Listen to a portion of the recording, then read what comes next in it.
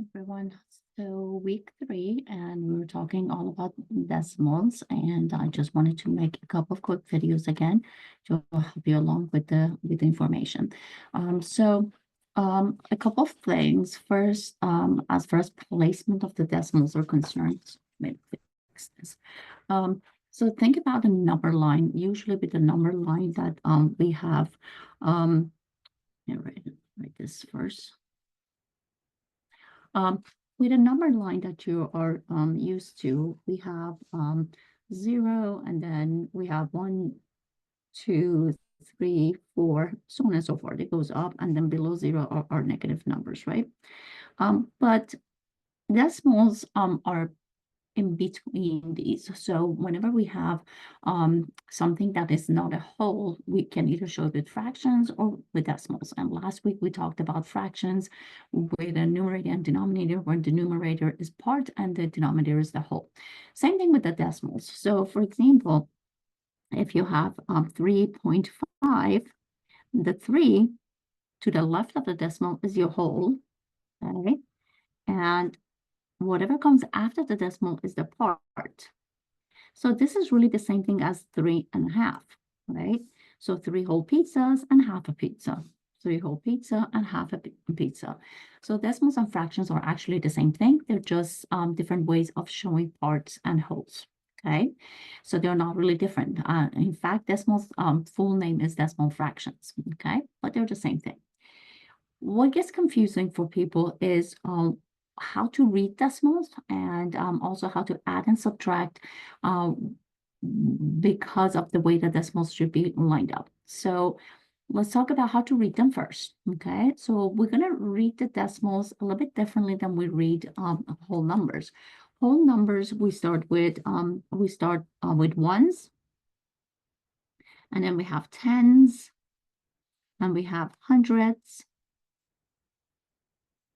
and we have thousands. Okay, so basically this is the smallest on the right of the number on the farthest right is the smallest, right? So if we have something like this, okay, I'm going to read this as 1,200, okay, and 34, okay, because those two come together, okay? If I have this number right here, I'm going to read it as 100. So that first one gives tells us how big the number is, and then we read the rest. So 123. Okay. If I only have this, it will be 23. So the more we add to the left, the larger our number gets. And you notice that we end with S, okay, at the end. So ones, tens, hundreds, thousands, right? Decimals are the opposite. The decimal point is really right here, okay? And the more we go to the left of the decimal, our number gets larger, okay? But as we move to the right and we go to the right of the decimals, our number actually gets smaller, okay? So, and we're going to read them differently, okay? We're going to start with the tenth. Notice a THS and the hundredths. So it gets really weird to say because of that. Okay, so THS. Tenths, hundreds, thousands, 10,000. So those THSs mean that you're talking about a decimal, which means you're dealing with a part. Okay, so if I have something like this, or let me write it, okay? So this is just 3 because it's in the ones place, okay? This right here is in the 10th place, and this right here is in the 100th place. We always read it by looking at the very last one, last digit. That determines how we end our numbers, how we read the number. So this is 3, and the decimal means that we should use the word and. 3 and 65 hundredths, because that's how many decimal places we have. This is a tenth and this is 100. Compare it to this one. If we have this one, it will be 3 and 6 tenths, because we only have one decimal place. Okay. Now, it gets a little bit confusing if the number after the decimal is a 0, because people don't quite know what to do with that. But if you understand your decimal places and do what I just said as far as reading the numbers, it becomes much easier. 3 and then you look and see how many decimal places you have. 1, 2, 3. The third one is the hundredth place, right? I'm sorry, it's the 1000th place, okay, which I didn't write here. So you're gonna just ignore the 0 and read the numbers that you have, and you're gonna say 3 and 65 thousandths, because I have 1, 2, 3 decimal places. The 10th place, the 100th place, the 1000th place, okay? That's how we're gonna read decimals. What we need to do is keep that in mind when these placements are important when we add or subtract decimals, okay? And I'm going to make a separate video for that one so that it doesn't get too long. But this is how we read the decimals, which you have to do on your homework and tests and quizzes, okay? Or quiz this week. I want you to understand, however, the relationship between decimals and fraction again. So if, before I go to the adding and subtracting, for example, let's go back to 3 and 6500th, okay? The 2 digits represents 0 in a fraction. So if I was going to write this as a fraction, I would write it as 3.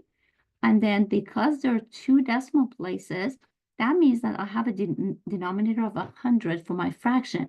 And the 65 just goes on the top. It's the same exact thing. 65 out of 100, 65 out of 100, except as a decimal, we show it with 2 decimal places. As a fraction, we show it with a denominator, a fraction with a denominator of 100.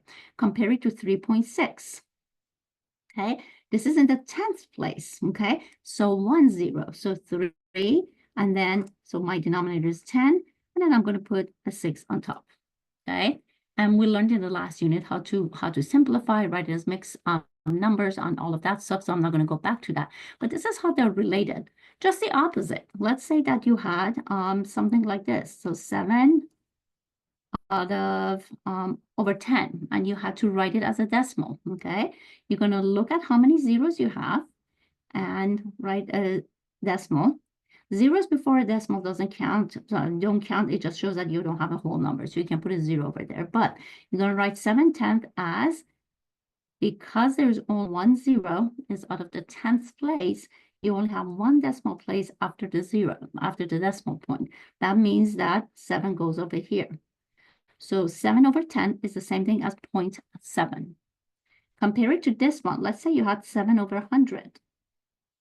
Now, you need 2 decimal places because you have 2 zeros. You always start filling out from right to left. So you're going to put the 7 over here.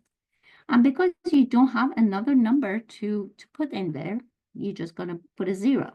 So 7 over 100 is written as 0.07, okay? Not 0.70, because that's a very different number. That's this one right here. Compare it to 70 over 100. That's what this one is. You have 2 decimal places because you have 2 zeros, and because you're starting from right to left, the 0 goes over here, and the 7 goes over here. Very different than this one. Think of money. This represents 7 cents. This represents 70 cents, okay? So with decimals, you always look, if you're turning a fraction with a denominator of 100, with a denominator that's a multiple of 10 with zeros and hundreds, that's how you would do them. That's how you would just determine how many decimal places you need based on the number of zeros. Then you start filling out whatever you have in the numerator from right to left. And if you don't have enough number, you put a 0. But what if a fraction doesn't have a denominator that's a multiple of 10? In that case, you're going to have to do long division, okay? Or use a calculator. But basically, let's say you had 1 over 2, which we already know is 0.5, but just so that you know. So we're going to divide the numerator by the denominator. 1 divided by 2, okay? Right? So 2 is too big to go into 1. So that's, because of that, I need to put a decimal over here, okay? And then I can add a 0 over here. Now 2 goes into 10 5 times. 5 times 2 is 10, subtract 0. So 1/2 is the same thing as 0.5, okay? Let's try another one, just a random one, okay? Let's see, let's say you had 2, to, I don't know, 9th, okay? Numerator divided by the denominator, okay? Again, 9 doesn't go into 2, it's too big, so I can add a 0, but that means I need to put a decimal over here, okay? So now I can divide. 9 goes into 22 times, 2 times 9 is 18, okay? Subtract, I get a 2. I can add another 0 and do it again. And again, 9 goes into 22 times. And normally we try to go 3 times to get to 3 decimal places to see if our decimal ends or not, okay? And another 0, and you get the idea. You see that this is going to be repeated forever, and we should repeat a fraction by putting a line over that digit that gets repeated. Because no matter how many times we're going to continue this, we're going to get the same thing over and over again, right? Here's another one. Let's try 3 over 8, okay? So numerator divided by denominator. Add a 0, put a decimal. 8 goes into 3 4 times. I'm sorry, 3 times. 3 times 8 is 24. Subtract. You get 6. You add a 0, okay? 8 goes into 67 times. 7 times 8 is 56. You get a 4. You get another 0. And then 8 goes into 45 times. And in this case, I am done actually. I don't have a repeating decimal like right here, okay?